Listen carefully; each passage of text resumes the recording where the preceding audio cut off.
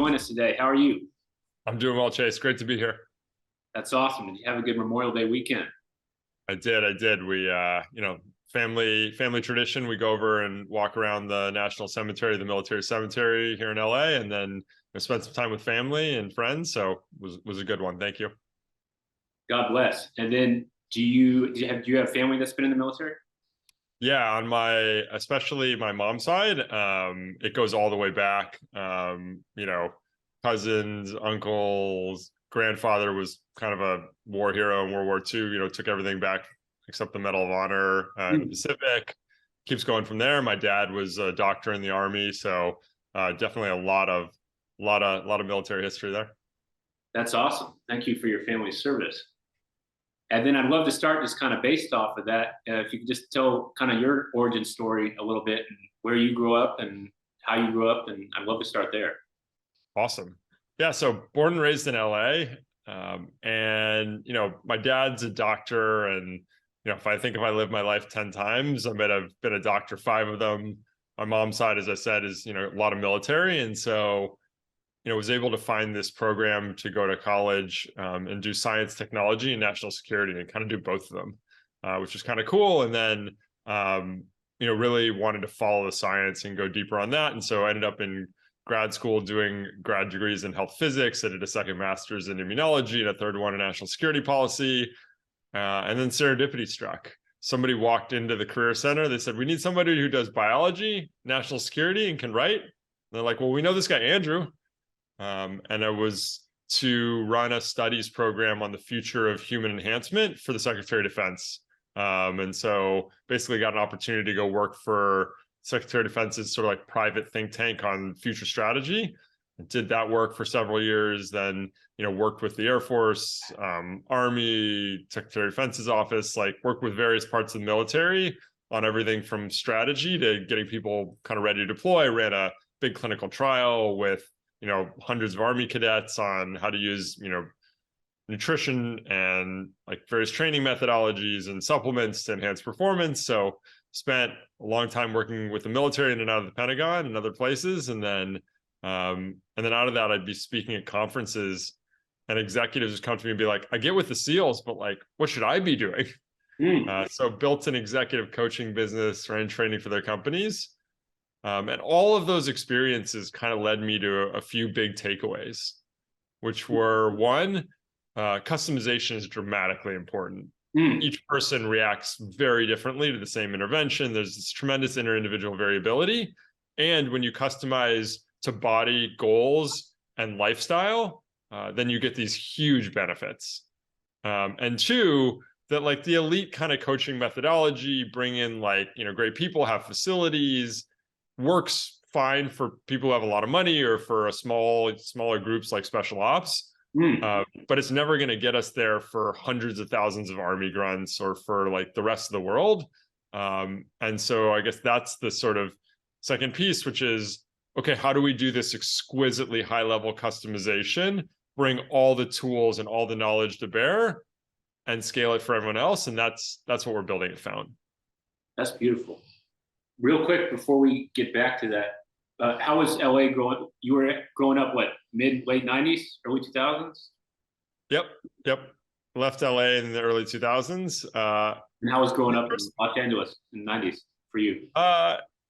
It was good, man. LA has got some things that are just incredible, right? The weather, the beach, but it's also the sprawl and the land of strip malls and everything else. So I have fond feelings towards LA. Obviously, I moved back here, so yeah, I like LA a lot. It's got its warts, but I think every other city I've lived in does too. And then you said you have 3 master's degrees? Yep, happens sometimes. Yeah, I ended up with 2, not expectingly. But so with the 3, was this at Georgetown or where was it? Yeah, I did all 3 of them at the same time at Georgetown. Okay, so you're really liking the experience with, what was the first one? So I started off doing a combination of the health physics and national security policy degrees, and basically I had a government fellowship to go to grad school. And when they offer to pay for your grad school with no work, with like, well, I guess I had to work for them for one summer, you're going to say yes to that every time.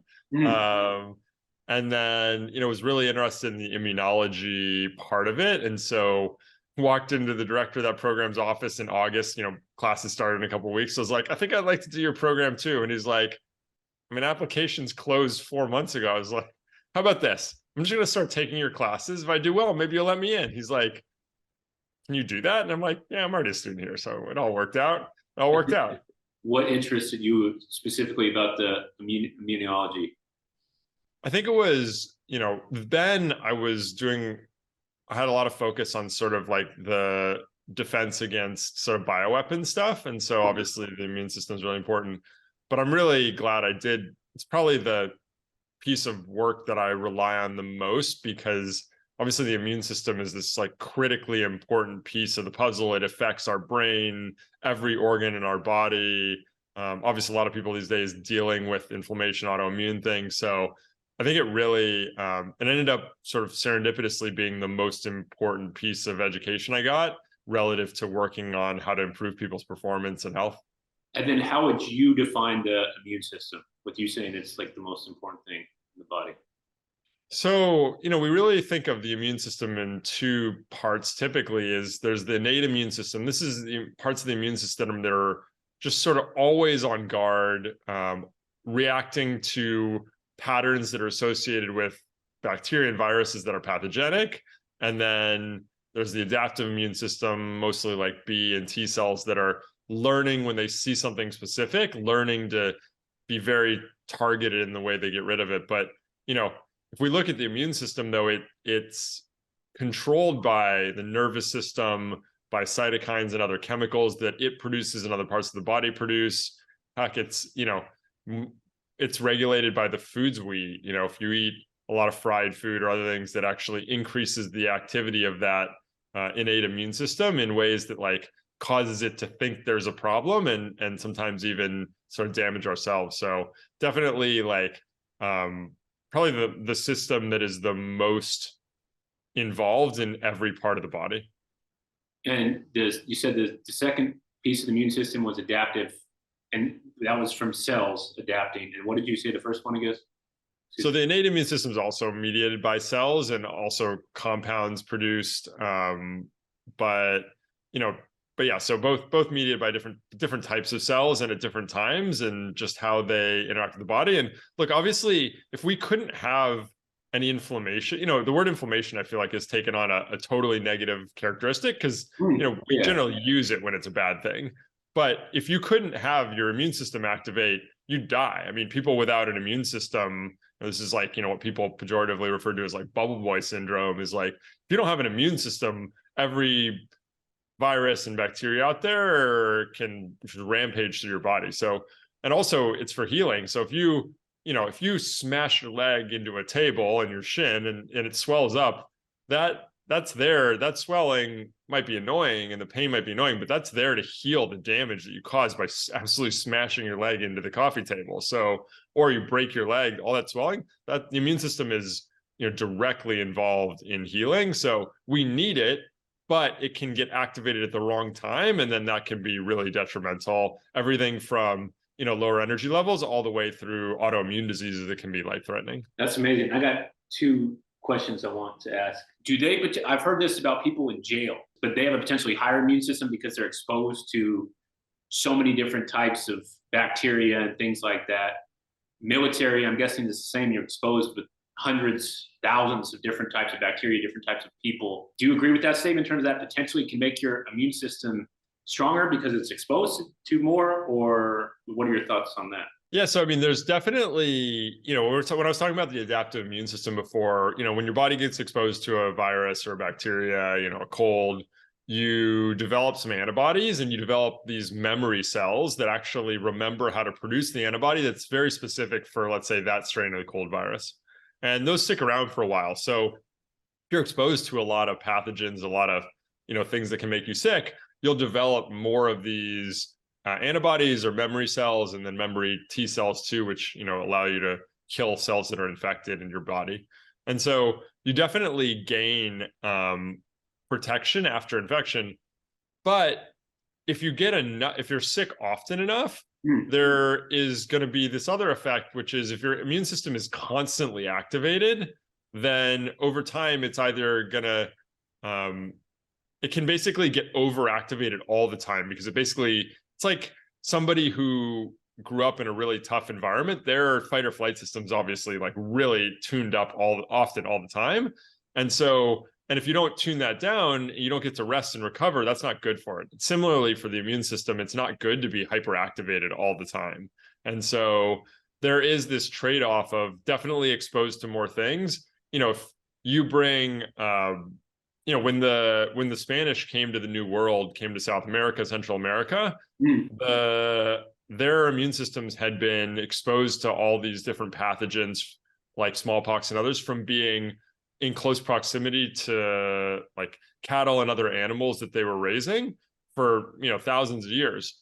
But these bacteria and viruses were new to the people in the New World, and they just absolutely rampaged through because these people did not have any pre-existing immunity. So in that way, not having any immunity or any immune exposure to these things can be really disastrous. But on the other hand, if you're constantly sick and other things, your immune system is gonna be hyperactivated, and then that's not good, because when it doesn't, you don't want it to be high all the time. Actually, that's bad for you. You want it to be low but ready. It's sort of like you want it to be rested and ready to go. You want it to be in peak shape, but not overactive all the time. You don't want it to be burned out. Using that burn analogy, I've heard the analogy of like you want to have a campfire to keep your house warm, but you don't want to burn down the house. Or when did things start to shift for you in terms of to a more of a human performance standpoint? When did you first become interested in that? And then when career-wise with the military, did that start to become more of a priority for you? Yeah, I mean, look, it's always been somewhat interesting. I was I'd say good, but not great athlete in school. But when it really became, the central focus of everything I was doing, I got hired to run the studies on these like future human performance issues. It's stuff I had thought a little bit about, but when I got to focus on it full time, it's so much more interesting than like defense against these weapons in a way, because it's like there's like an unlimited set of opportunities if we can figure out how to use them to help people. And so, something that's like defending against stopping a negative is less fun than making a positive, I think. So, and plus there's just, it feels like we're really at the beginning of this field. Sure, there's incredible things you can do today, but I believe that the technologies we're unlocking, well, really not in the future, but we're unlocking today, are going to give people like tremendously more opportunities. If you can figure out, it took me years to sort of experiment and figure out all the things that work best for me. If you could get somebody there in weeks or months, having 50% more energy every day, having, feeling better mood, less stress, better physical endurance, better health, like the ability to do that quickly. And then obviously for some people, the ability to push them well beyond with new technologies that enhance the speed of recovery, things like that.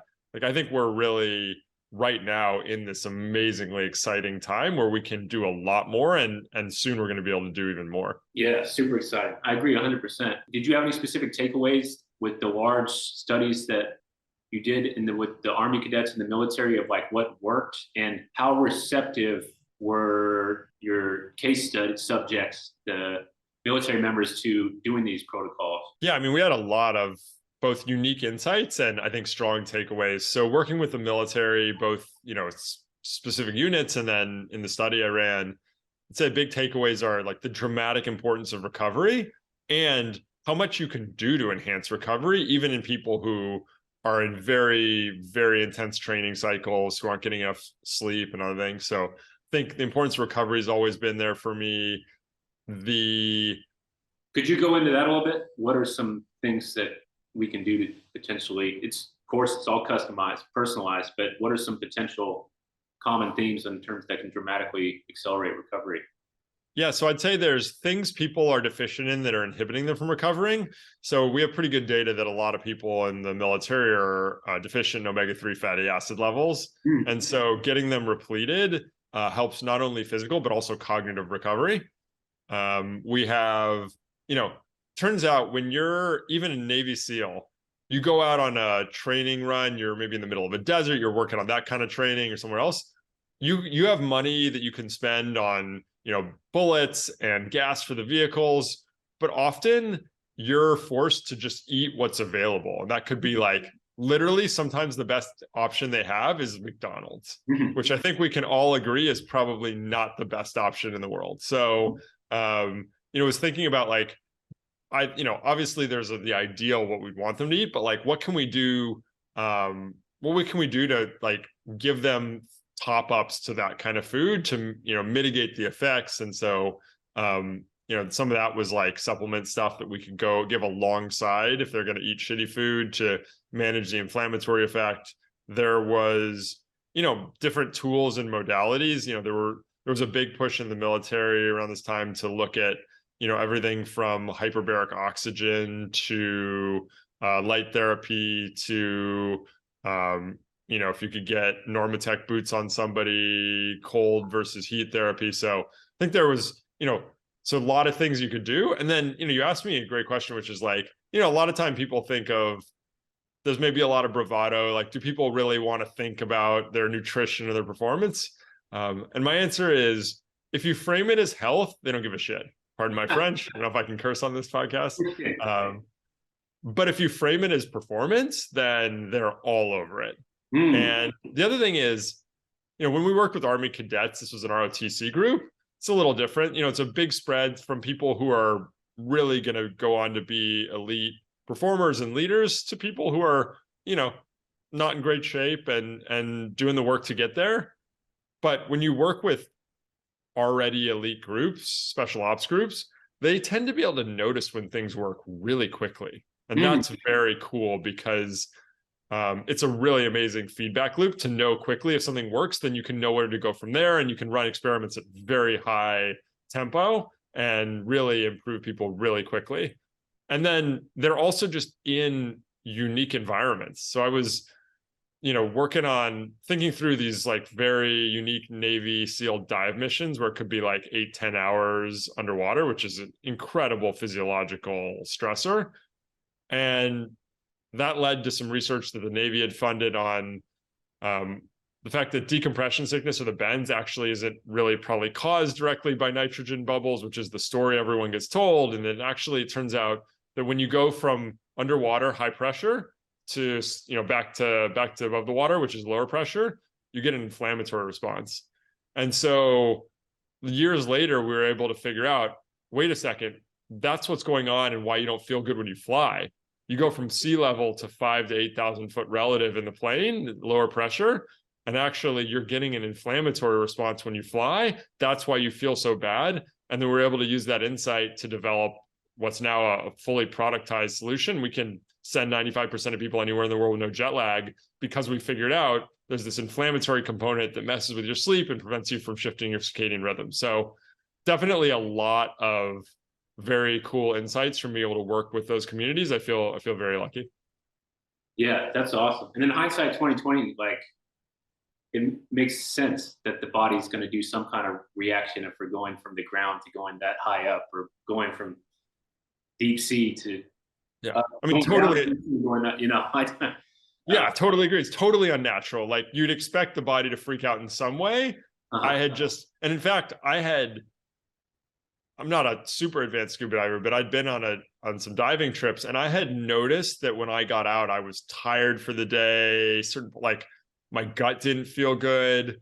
And since I've talked to people, and like it's a well-known phenomenon apparently that when you scuba dive, even just recreational scuba diving, people are tired the rest of the day. And so now I've been able to go back and realize why that was. Like I know exactly what that feeling was now, is this inflammatory effect.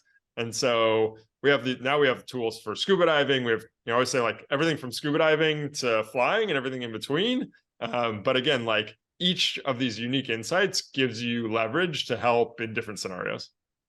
That's awesome.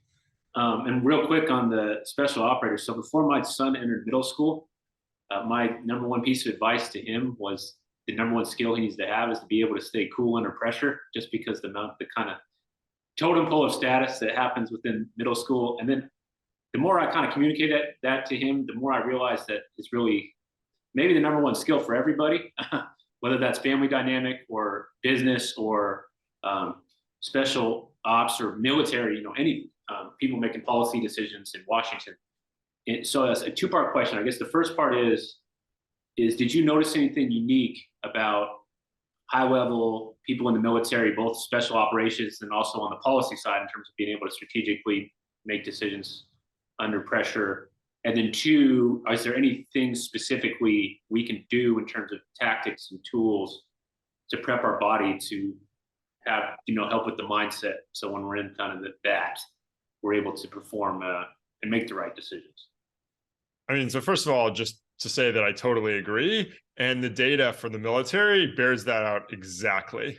So there's been some data done to look at like, what's the difference in the physiology and the psychology between people who make it into special ops and people who try and don't.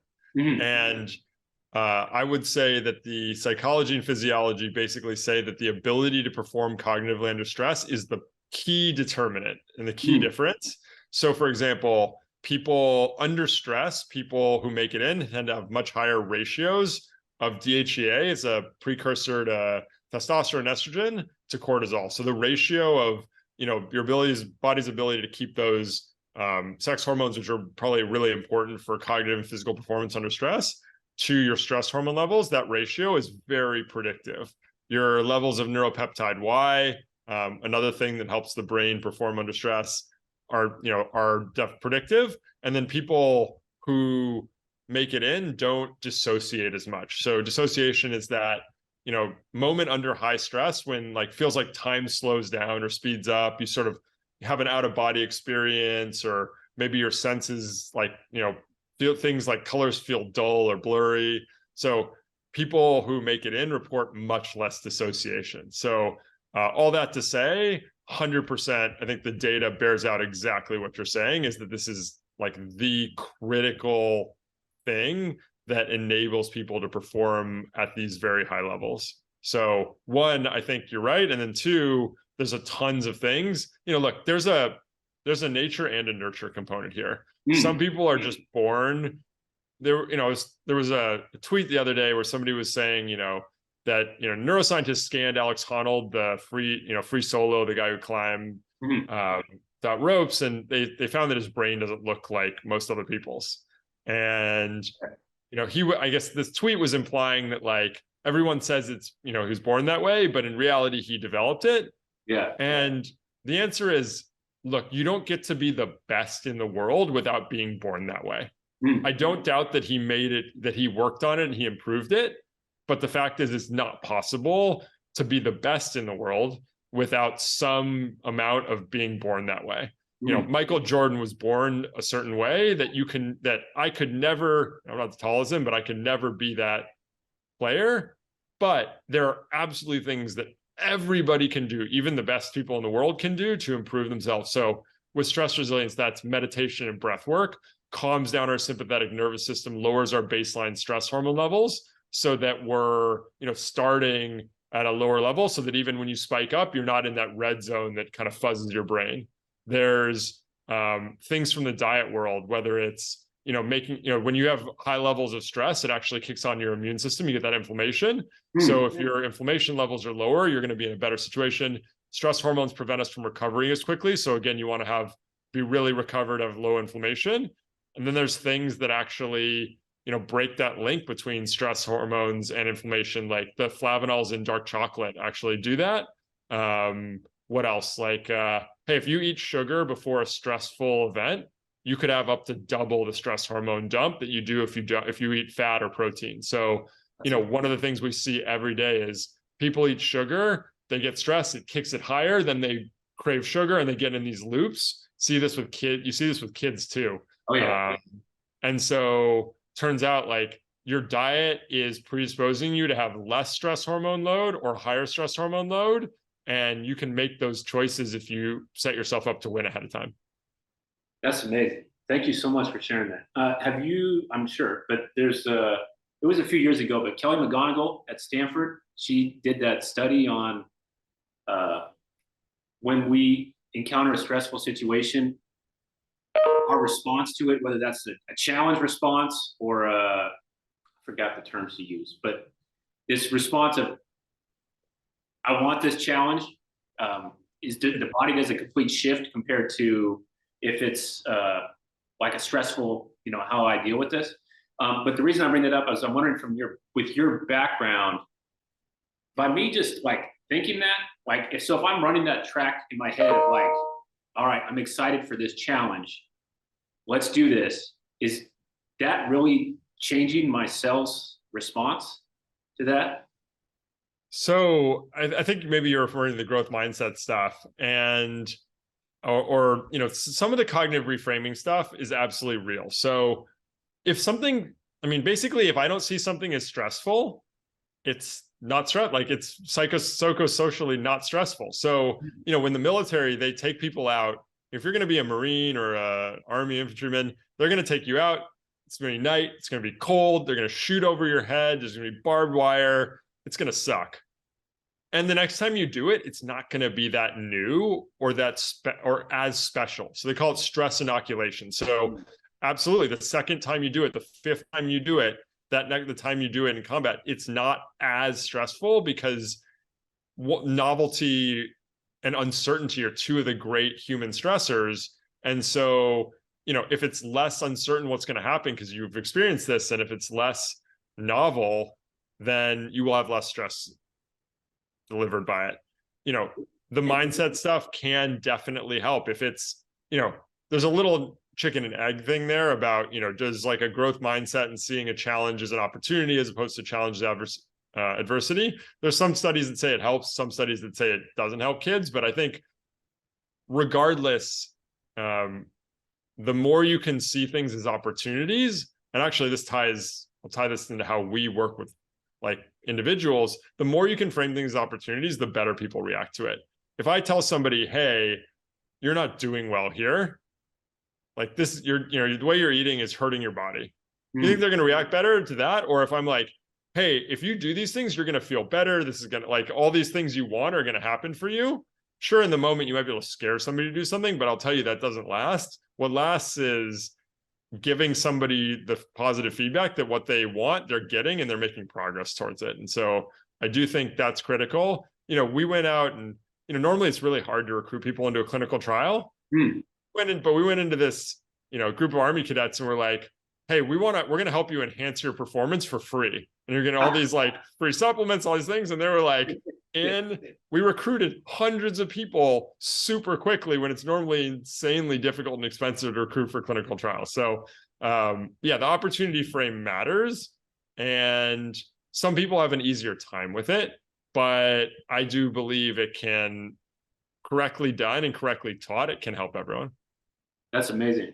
So if I am entering into a really stressful situation that I have not been in before, then some things that I can do to maximize my response to that in a positive way would be to already have a meditation and a breathwork practice, to minimize sugar, to potentially have dark chocolate in a good form of low sugar, potentially dark chocolate in the diet because of the flavonols in that. And do you think the cognitive reframe, I think that could probably still help there, right? Even though you're not in it. Yeah. Yeah. So, and not just having a regular meditation or breathwork practice, even doing it right before an event has these special benefits. Like for the hour after you do it, you get even heightened benefits. So it's good to do all the time. That's going to change your baseline levels. But, even, 8 minutes of meditation will cause you for the next hour to react less to stressful events. So I think what you're eating, you don't want to be low blood sugar going to a stressful event, because you want to have fuel for your prefrontal cortex to keep kind of top-down control over your brain. So you want to, fueled properly. If you can, if you're not going to, in the high stress, if it's, let's say, a work or some kind of family thing, but it's not an athletic event, working out buffers our physiological stress effects. So, if you work out, you're going to be less affected by stress afterwards. And then another thing that I haven't mentioned that is a huge one is if you can be with people you trust. So it turns out that being with a group you trust buffers or decreases your physiological response to stress.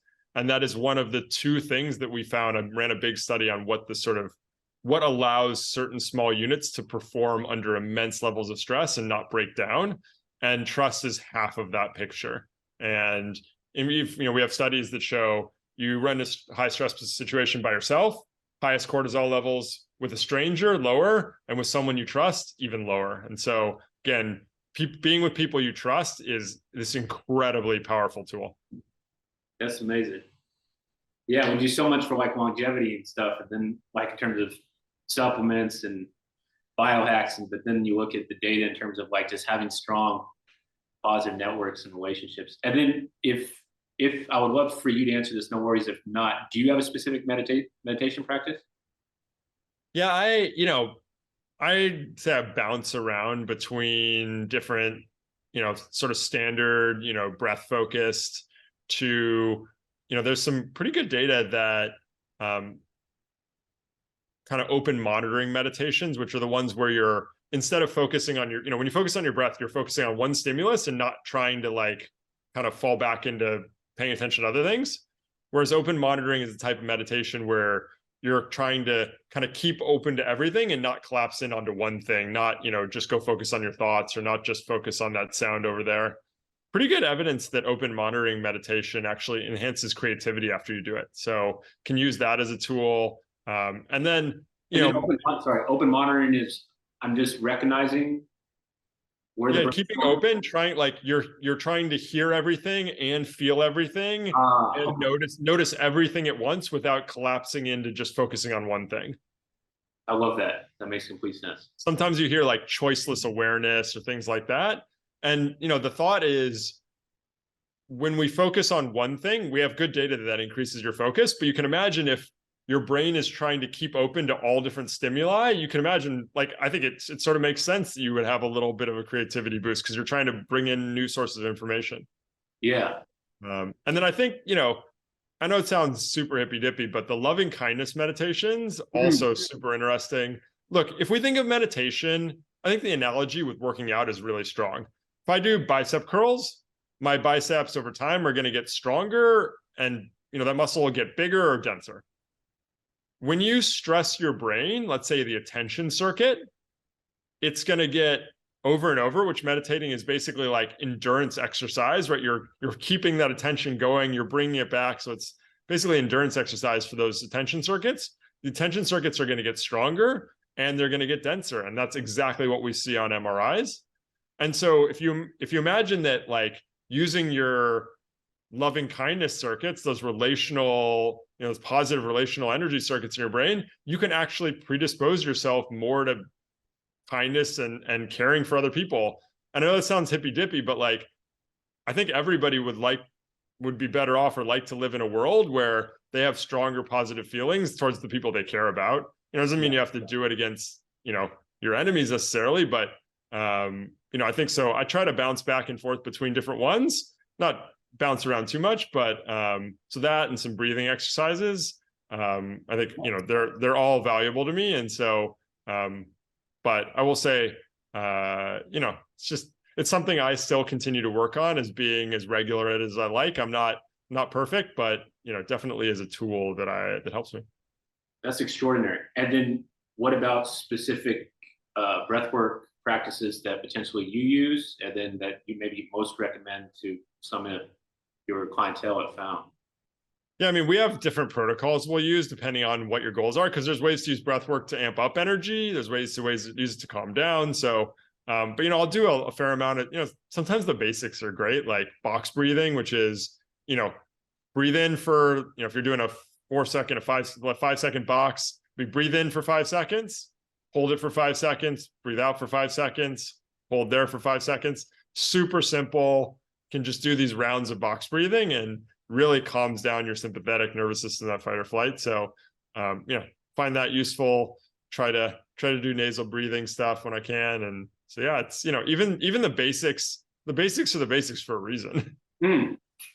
Yeah. I've been, just this quick kind of mind, I've been doing box breathing for a long time. Do you know what the benefits of the holds are with that? I think it's all based on, so when you breathe in, it tends to be more sympathetic, and when you breathe out, it tends to be more parasympathetic. And so I think it's allowing that system, the prior system, to calm down before you activate that next system. Okay, so you had a bunch of success doing this with the military, and then CEOs, or I don't know if you use the term CEOs, but high-level business executives started coming up to you about applying this. I don't know if you have much of an entrepreneurial background you had, but what was your kind of process into kind of making that leap from working for, I don't know if you were directly working for the government, but doing that to starting your own company, which brings a whole new set of challenges. It's not stresses, but challenges. Yeah. Opportunity. Requires some meditation and breath work for startups. So I had the sort of good fortune that in that part of my career, I was working as an independent consultant to the military. And so I could do both. I found actually that working as a contractor consultant gave me more flexibility because, look, if you are in uniform or a full-time government employee and you want to skip 4 or 5 levels above you, your managers often don't like that. They don't want you talking to their boss's boss's boss. But when I'm a contractor, I could go kind of do whatever I wanted. And so I was able to go talk to generals and admirals when, I was doing work over here for people who those weren't, directly their bosses. So there was some really good pieces of flexibility. And also it allowed me on the side to start, working with individual clients, developing these protocols and frameworks for how to do it. And then over the years, I basically, I'd worked inside the bureaucracy for a long time. And, I love the mission. I love a lot of the people, but that bureaucracy after a while gets to be pretty brutal. So after working for 7 years with the military, I decided it was time to go to the private sector. And that was, the first time I built a business. And that was, before Found, that was building more of a consulting version of what we do now, coaching and training, speaking, but it really laid the groundwork for what we do now at Found in the startup side. So had the ability to, start up a little bit of an easier business and then, push it all the way to the max with a venture-backed startup. You were able to inoculate your... There you go, stress inoculation. Okay. Exactly. That's great. And then how compared to, is it language or the fact that they're compensating you, but how receptive are private clients to the protocols that you guys lay out compared to the military, the Army cadets, who it was a big shift when you said, hey, this is going to increase your performance. We don't give a shit about health. Is there anything in terms of language for the business men and women that really gets them to do the protocols, and how are they in terms of actually executing the protocol? So unless somebody comes to us and is really focused on health stuff, obviously the FDA is listening. We can't treat diseases, but we can help someone generally get healthier. And then they magically don't have some of those things anymore. But yeah, look, in general, yes, the same language, the same opportunity framing is much more effective in this group. I think there's a lot of similarities between the highest level performers in any community, the highest level artists, the highest level athletes, the highest level military operators, and the highest level executives and CEOs and founders. There's a lot of similarities. Look, Navy SEAL is going to be a lot more physically fit than the average founder, but the mindset and the grind and the ability to drive through stress are there for the best of both. And so I think there's a lot of similarities, and to be the best, you have to want to get better. And so, yeah, I'd say a lot of, that sort of positive frame, opportunity frame is still incredibly helpful. I would say everyone needs help building habits. If something takes time and energy and you don't have a lot of time and energy because you're working hard on work and then you have a family and then you have these hobbies, like everybody needs help with it. And so, over the evolution of the work we've done, we've leaned harder and harder and have, now I'd say are at the highest point we've ever been in focusing on habit formation also. And there's a lot of tools you can use from the psychology literature to enhance habit formation, habit stacking, which is, look, you already brush your teeth every morning. Great. Let's do the first thing we need you to do right after you brush your teeth, so you don't have to like remember it in the middle of the day. Use the, you know, toothbrushing as the trigger to take these supplements or to do this breath work or something. So there's habit stacking, there's how long it takes to develop things, there's progressive increase in intensity. So there are a lot of tools there. And our CTO, Clayton Kim, has been really involved in that kind of work over the years. And so he's brought a lot of that in. So we definitely, I'd say, lean even more into habit formation now, but it really is needed by anyone who's busy, and everyone who's good is busy. That's amazing. I want to go back to the stress statement that you said, that, you know, any high performer has the ability to drive through stress. One of my favorite leadership books is by Jim Mattis, Call Sign Chaos, where he talks about the importance of compartmentalization in leadership. Do you put that kind of in that cat? Is that like maybe the number one thing to be able to drive through stress? Is there any similarity? What kind of determines, what are factors that could potentially help anybody be able to drive through stress, whether one of them is compartmentalization, if that's a skill that can be learned, and or a number of the things we've talked about. But do you have any thoughts particularly on the ability to drive through stress? Because it's obviously a big indicator of what separates the really good from the great.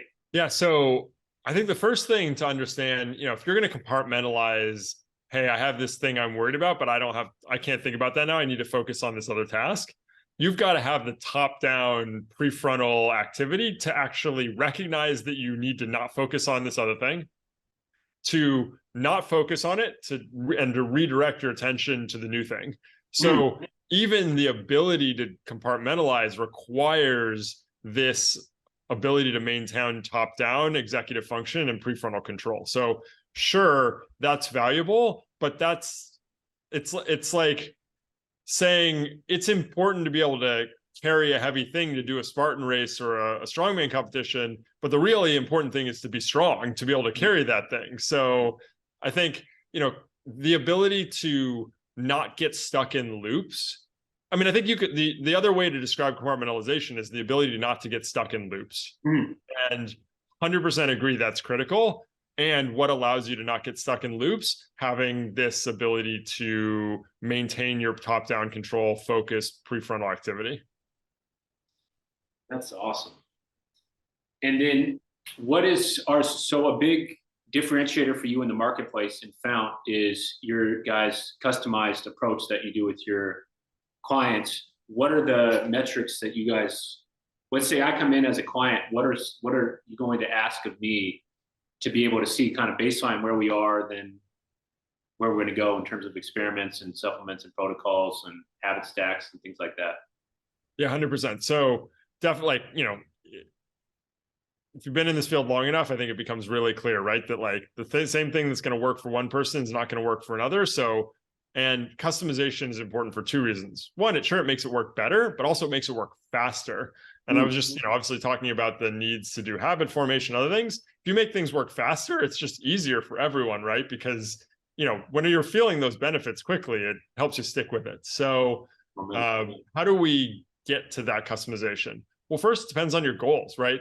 We think of a triple customization: to your body so it works, to your goals so you care, and to your lifestyle so it sticks. And so first thing I got to customize to is your goals. So top 10 things people come to us are energy, focus, mood, sleep, gut health, longevity, fertility, fat, muscle, stress management, that kind of world of things.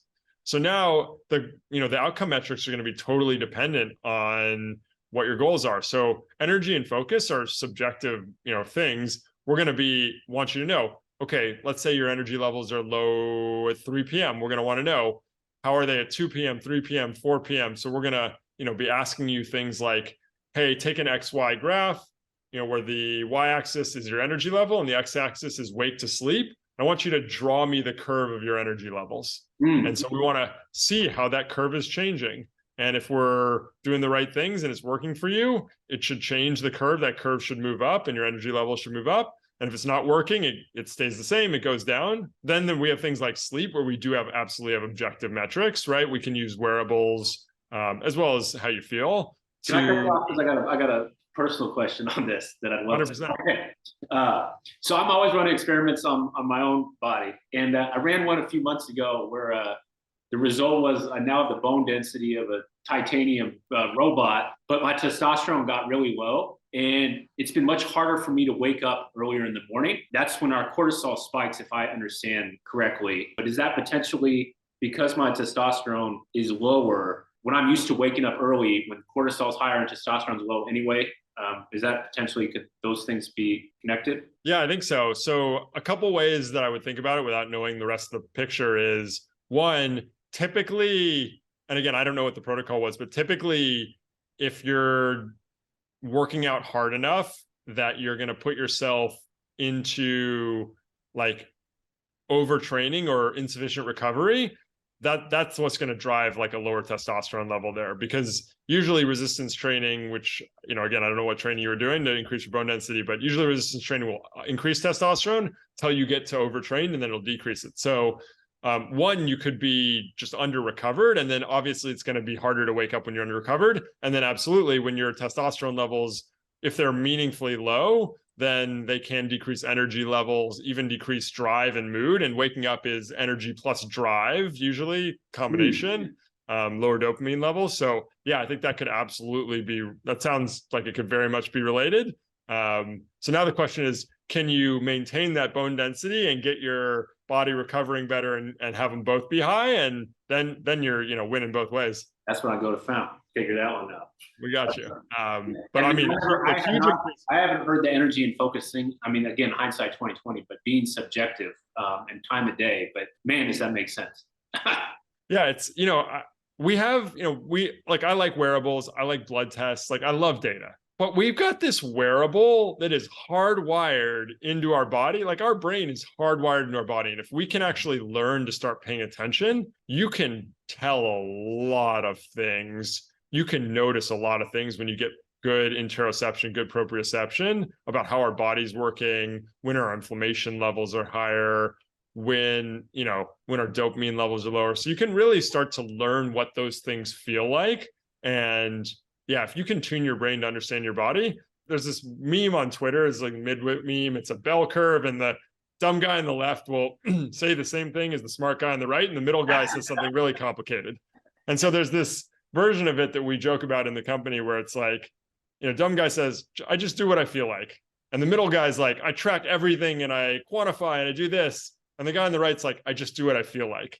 Yeah. But the difference is the guy on the right, who the smart guy is, he's doing what he feels like because he knows what's going on in his body and he knows how he wants to feel. So it's different from, you know, the guy on the far left, the kind of dumb guy. But there's this ability to, you know, we often see, you know, if we're most successful, we go through the highly data intensive instrumented feedback point, and then you can get somebody all the way past that when they don't need as much of it because they understand intuitively and they can sense things. And so that's kind of the optimal outcome, is when if you're at steady state or not running a new experiment, can you really tell what you need, using your own senses? And that's very cool when then you can really micro correct and don't have to worry as much about this wearable or that blood test. My two boys are really into boxing right now, so I've been watching the Rocky movies, and he's got a line, and I think it was in Rocky 2, when they were judging him in terms of his intelligence as he tried to do a commercial. And he's like, I'm not punchy. My brain's just relaxed. So it makes me think of that. I just have a relaxed brain. It makes me think of that. So what you were talking about earlier in the podcast in terms of being able to kind of make this much more mainstream, is that potentially where you were going with that? Or what did you mean by that statement? Yeah. So we're doing two things. One is, you know, we run very high-end coaching. We give you usually a former special operator as a coach. We've trained these people to have elite knowledge to help design you experiments and habit formation and be there with you for compliance. And it's really an awesome experience. And we've cut that, by the cost of that by 40%. And then we just cut it by 50%, another 50%. So, you know, we're doing that for 30 cents on the dollar, what we used to do. It's still expensive though. Still costs $1,500 a month to work with one of our coaches. And we think it's a great value if you have that money. But what do we do for people who very reasonably don't have that kind of money? And so we do two things. One, based on that work with our coaching clientele, we develop products. So, we now have, our jet lag product that used to be stuff we only did for our clients. And now for $99, you can buy a fly kit and it's good for a round trip anywhere in the world. And 95% of people feel incredible, sleep well their first night in Asia, Europe, Africa, wherever they're going.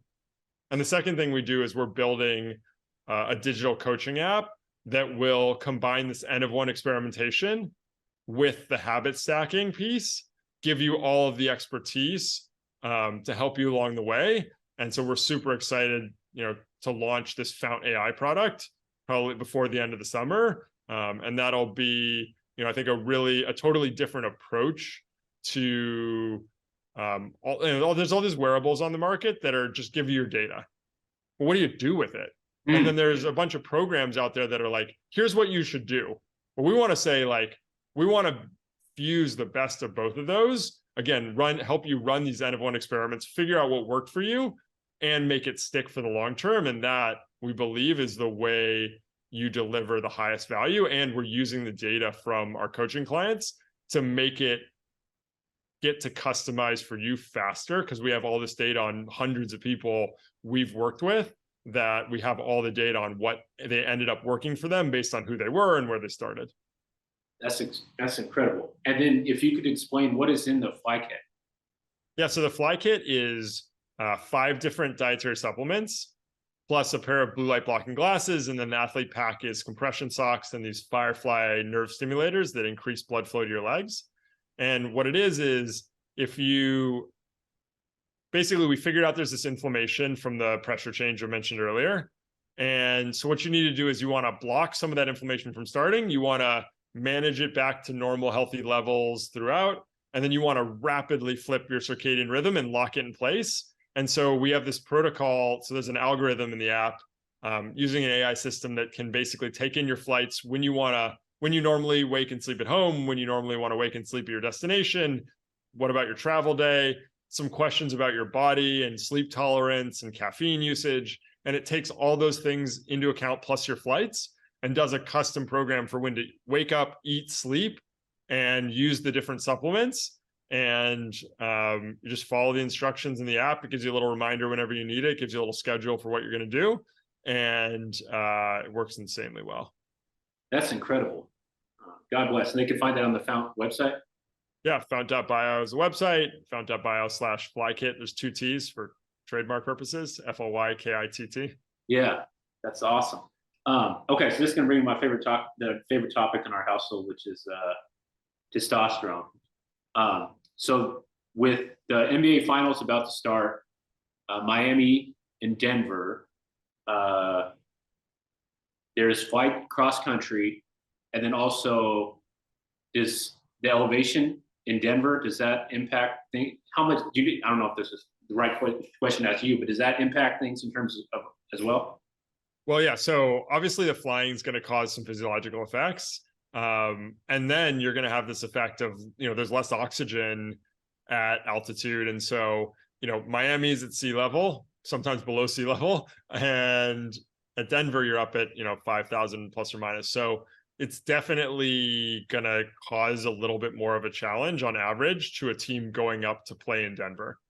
So Denver, you would expect Denver to have a better home court advantage, but it's all relative to how hard they can stress the other team. So if you're going to push the Heat to the very limit of what they could do physically, then that lower oxygen barrier is going to affect them more than if you can't push them to the max and they're controlling the tempo and the game, then it's going to be less valuable.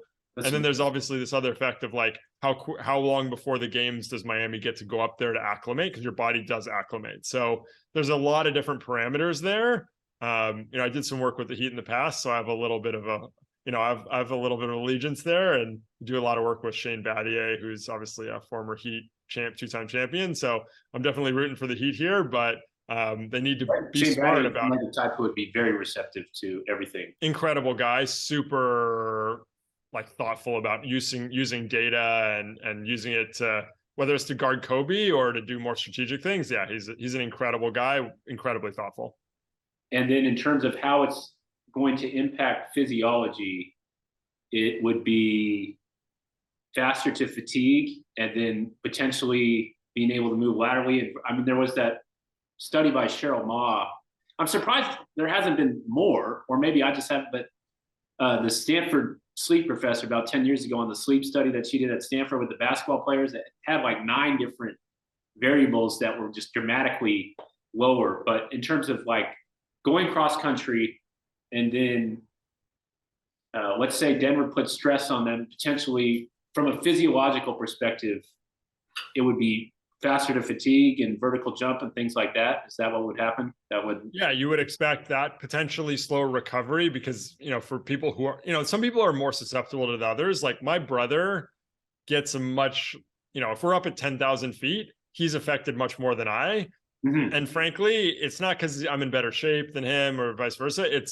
There's just some genetic factors that we barely understand that are at play. Mm-hmm.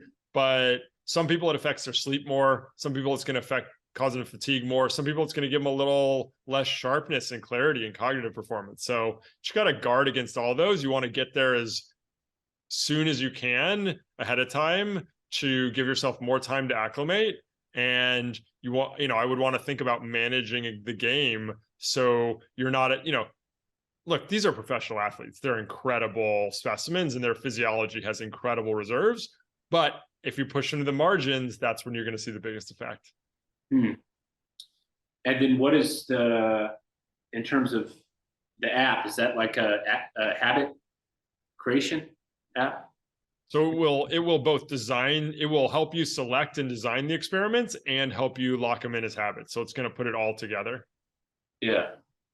And then, you know, I guess this is the Found AI app. Obviously, the FlyKit app is really focused on the jet lag piece and just, hey, here's what you need to do for the next 24 hours. But yeah, the big project we're working on, the Found AI app, is all about merging out of one experimentation and habit formation with the highest end protocols in the world. You know, we have hundreds of protocols that we've developed, you know, some of which will work for any given person.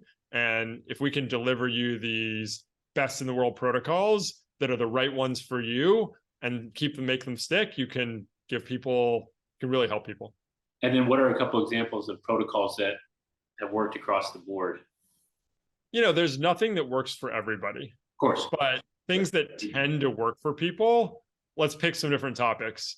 So on the stress stuff, we've been talking a lot about, sure, you can do breathwork and meditation, but if you add L-theanine, the amino acid before that, it tends to calm you down, allow you to get into a little bit of a deeper meditation or breathwork session. You come out of it with your sympathetic nervous system a little calmer. Almost everybody does better with a cooler room and a cooler bed, but also a warm shower before that. So your body temperature rises with the warmth, and then you get out and it starts to drop really quickly. You get into a cool bed, your body warms the bed up, so your body isn't afraid of falling asleep in a cold place, but then it really cools it down quickly, like an 8 sleep or something like that. So those kind of combinations are super effective. We use this specially processed tart cherry juice for recovery, and it is dramatically effective, but you got to have it. You got to find the people who process it and store it frozen, because it degrades. The highest bioactive compounds degrade even under refrigerator temperatures. You know, anyways, could keep going, but like there's all the these cherry juice I got in my pantry it's no good. Probably has lost a lot of the highest value anti-inflammatory compounds. Yeah, that makes sense. I saw that with as we wrap up here with what do you know what the compound is in broccoli? That's supposed to be sulforaphanin, or yeah. that's not quite right, but yeah, but I've been told that is very specific in terms of how that needs to be transported to be able to get the sulforaphane. Sulforaphane. Yeah. Okay, so tart cherry juice is similar. And what's the name of the company that freezes it? Yeah, so I'll give a shout out to King Orchards. They do a good job. So you know, we've taken over the last 10 years to find the right suppliers for everything we do, to find the right protocols. So, you know, we have all these things for sleep, recovery, mood, stress. How often can you give somebody something before their body adapts to it and you got to like pull it off? Can you do it 3 days a week, 5 days a week? Are there things you can do every day? So yeah, lots of all kinds of cool tools. And if you can merge the kind of cool tools with getting the baseline solid, it's a lot of fun. And then for you personally, as the CEO, do you apply? Are you I'm guessing you're not the work 18 hours a day, nonstop. Do you apply a bunch of this? And do you? I work hard. I work a lot. Sure, of course. Because this is my mission. And, I would say, I said you have triple customization, right? Body, goals, lifestyle. So my goals are big. Like I want to build Fount into something that helps a lot of people, a lot of people. And so I work more than some days I would like, but I'm using all these tools to mitigate the effects of that, to make sure my sleep quality is high, to calm down, to de-stress. The lights in my house at night go orange automatically. And so I'm using the tools to push harder than I could otherwise sustainably. And so that's, my goal is it's got to be sustainable, because if I burn out, it's not good for me. It's not good for the business. So it's a question of how hard can I go for how long sustainably, and means sometimes I can turn it up and sometimes I got to turn it down a little bit. Yeah, that's absolutely amazing. Cheers to you. Okay. And then is there anything specifically that you'd like to share with our audience in terms of that could help support your mission with what you are doing, Andrew? Yeah, I mean, look, we're always looking for people we can help. So, Fount Pro is our coaching program.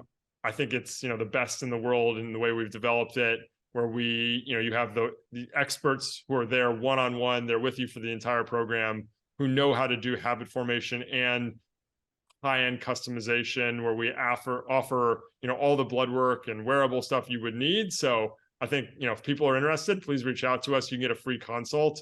I show up on some of those consults, so it's a little bit of a roulette with me and the other senior leaders in the company who does them. But you can go to fount.bio, that website. You can sign up for a free consult. If you're traveling, please check out our FlyKit product. We have companies that use it to make sure their business travel is good. People use it on vacations, honeymoons. And even if you're not going to use any of our products or sign up, just think through how to run experiments on yourself, because that will be, look, LeBron's telling you he's got this stack. Peter Attia's got that stack. David Sinclair's got that stack. There's no reason to believe that what anyone does for themselves is what you should do for yourself. But hey, you like them, you follow them, great. Go try it. Run an experiment on the things they're recommending. And if it works for you, fantastic. And if it doesn't, then go somewhere else. Like I always tell people, often ask me, what do I do? And the answer is like, I'll tell you, but like, there's no reason that it's going to be the right thing for you. Cheers to all the work you're doing. And that's the perfect way to wrap up. And best place to get a hold of you in terms of the company, and then also any socials that you want to direct to. Awesome. So company is fount.bio, FOUNT.bio, website. And on, Instagram, Twitter, et cetera, is at fountbio, FOUNTBIO. And then you can come follow me one-on-one. My personal Twitter is at Andrew Herr bio, at Andrew HERRBIO. On Twitter, really do much on Instagram. So, but yeah, I'd love, my DMs are open. If anything I can do to help, let me know. That's amazing. We appreciate you, Andrew. Have a great day. Thanks, Chase. So great to chat.